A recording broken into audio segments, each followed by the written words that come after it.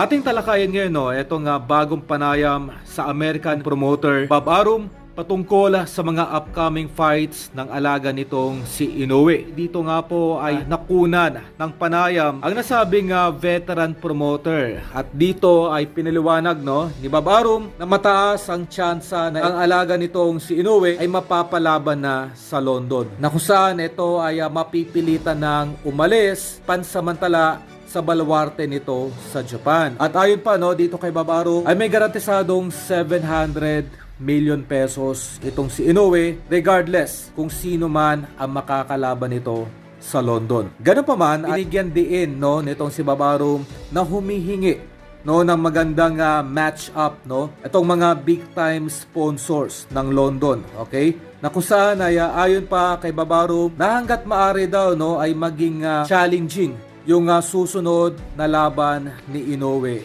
Okay? Ayon nga rin dito kay Arum na isa itong ating pambatong si Cuadro Alas na maaaring ilaban kontra dito kay Inoue. Atin nang naunang naibalita na itong si Cuadro Alas hinihinging match-up ng mga big time sponsors ng London. Partikular itong si Al-Arshik na isa sa mga big time Arabian sponsors ng London.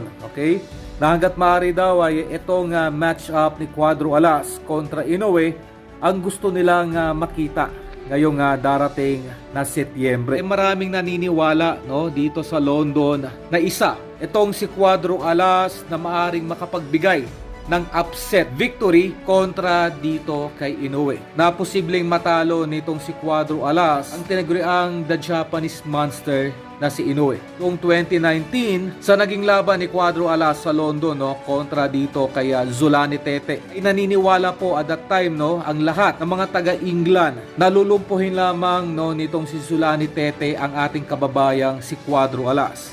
At sa hindi nga po inaasahan dinurog ni Cuadro Alas itong si Zolani Tete. At mula dito ay nagkaroon po ng tiwala itong mga taga-London na itong ating pambatong si Cuadro Alas ang nag-iisang fighter sa 122 division na maaring tumalo dito sa Hapon